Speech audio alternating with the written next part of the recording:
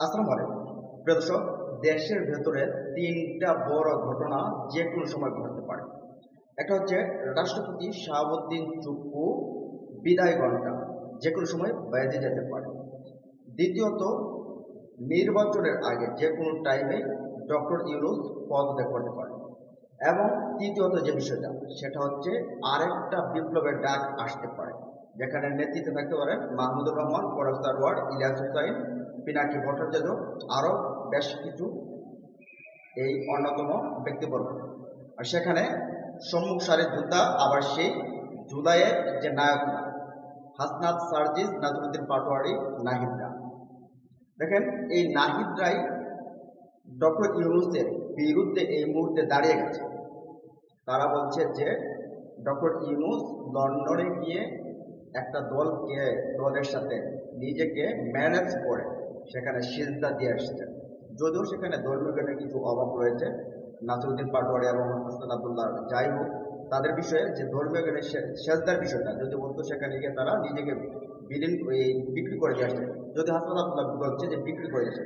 এখন প্রথমত, রাষ্ট্রপতি বিদায় ঘণ্টা যে কোনো সময় পাচ্ছে। দেখেন, বাংলাদেশের যে বিদেশি যে মিশনগুলো রয়েছে, প্রায় 50-এর অর্ধেক বিদেশি মিশনগুলোতে আমাদের যে রাষ্ট্রপতি শাহাবুদ্দিন চুপ্পু, তার ছবিগুলোকে নামানোর জন্য নির্দেশনা দেওয়া হয়েছে। ইতিমধ্যে বেশ কিছু বিদেশি মিশনগুলোতে নামানো হয়েছে।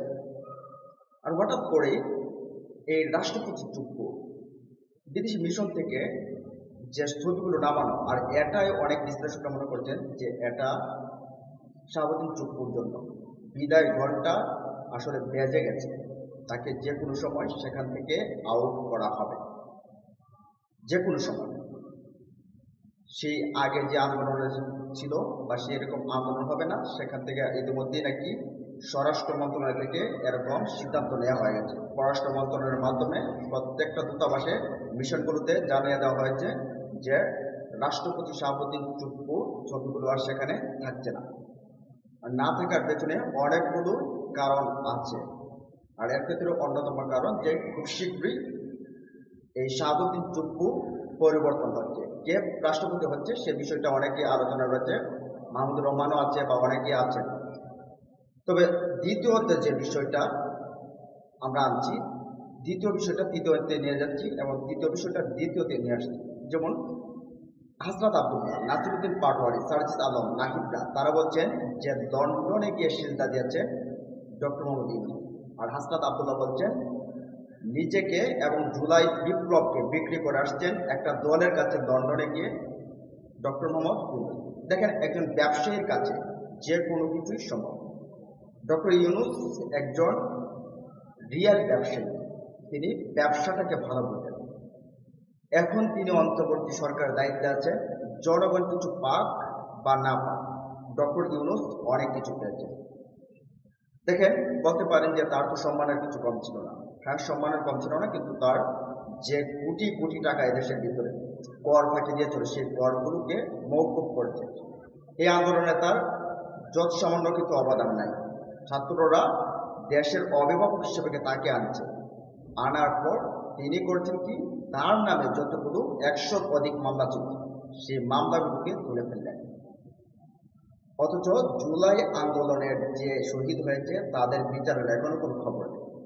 সংস্কারের জন্য, যে সংস্কারের জন্য এই দেশটাতে নতুন একটা বিপ্লব ঘটছে 2024 সালে, সেই বিপ্লবের পরবর্তী সরকার বিপ্লবোত্তর সরকার হয়ে তিনি সংস্কারের কোনো কিছু তেমন কিছু করতে পারছেন না। একটা মূলা সামনে ঝুলিয়ে সংস্কার কমিশন গঠন করে সেখানে অনেক আলোচনা হয়েছে, কিন্তু কাজের কাজ কোনোটাই হয়নি।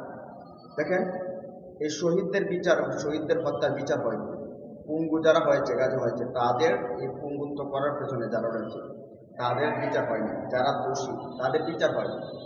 এদেশে সেই 72 সংবিধান যেটা স্বৈরাচার তৈরি করে, সেই সংবিধানের পরিবর্তন করা হয়, কিন্তু পরিবর্তন হয়েছে ডক্টর ইউনূসের। ডক্টর ইউনূসের নামে যতগুলো মামলা ছিল সবগুলো কিন্তু খালাস।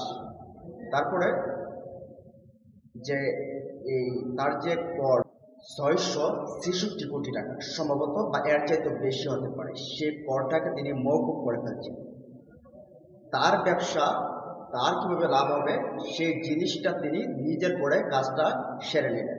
কিন্তু জনগণ যে প্রত্যাশা নিয়ে আশা নিয়ে ডক্টর ইউনূসকে যে সবার কাছে গ্রহণযোগ্য একজন ব্যক্তি, সেই ব্যক্তিকে বসিয়েছিল যে এ জাতির ভাগ্য উন্নয়নের জন্য, এ জাতির ভাগ্যটাকে ঘোরাবে, নতুন একটা বন্দোবস্ত তৈরি হবে, পেছনের সবগুলোকে ঝেড়ে ফেলে।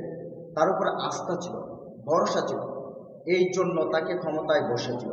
অথচ তিনি আস্থার চিঠিপটও দেখাতে পারেন, যার কারণে আবার আরেকটা বিপ্লবের জন্য প্রস্তুতি নিচ্ছে হাসনাত, সার্জিস, নাহিদ।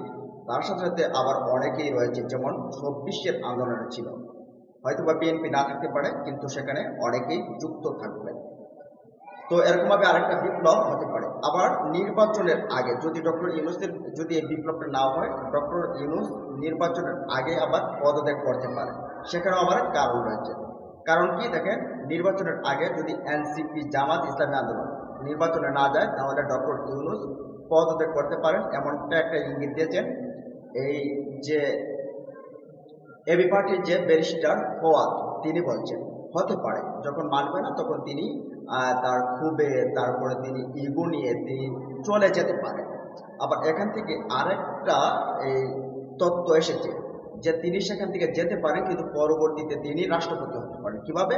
ওই যে লন্ডনে যেভাবে ম্যানেজ হয়েছে, লন্ডনে যেভাবে তিনি বিপ্লবকে বিক্রি করে আসছেন, সে অনেকের ভাষা মতে সেভাবে তিনি বিএনপি ক্ষমতায় আসলে তাকে রাষ্ট্রপতি বানাতে পারে এমন গুঞ্জনও অনেকটাই চাও আছে।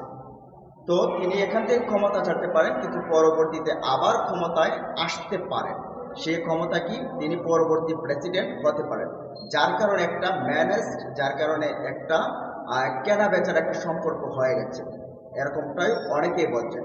না হলে একটা দলের সাথে কথা বলে একটা ডেট ঘোষণা করে দিলেন, সেখানে সংস্কার নেই, সেখানে বিচার নেই, আর অন্য দলগুলোর সাথে সবার সাথে বসে একত্রে বসে সেই নির্বাচনে যেখানে একটা গ্রহণযোগ্য কথা থাকার কথা, সেটা না রেখে শুধু একটা দলের কথাই বিবেচনা করে। তো এখান থেকে বোঝা যাচ্ছে যে বিপ্লবকে অনেকেই বিক্রি করে ফেলছে। তো বিপ্লবকে পুনরুদ্ধার করতে গেলে আবার আরেকটা আন্দোলন প্রয়োজন, না হলে সম্ভব না। আর এই ঘটনাগুলো আরেকটা বিপ্লব হলেও এরকম ঘটনাগুলো ঘটতে পারে। যদি বিএনপি যায়, ডক্টর ইউনূস রাষ্ট্রপতি হতে পারে, আর এর আগে সোহাবুদ্দিন চুপ্পুর রিসেন্টলি পরিবর্তন হতে পারে, আরেকটা বিপ্লবও হওয়ার সম্ভাবনা রয়েছে। তো এই যে আলোচনা, এই যে বিষয়গুলো, এই বিষয়গুলো নিয়ে আপনাদের মতামত জানিয়ে দিন কমেন্ট বক্সে। ভালো থাকুন, সুস্থ থাকুন, ইনশাল্লাহ দেখা হবে পরবর্তী ভিডিওতে। আল্লাহ হাফেজ।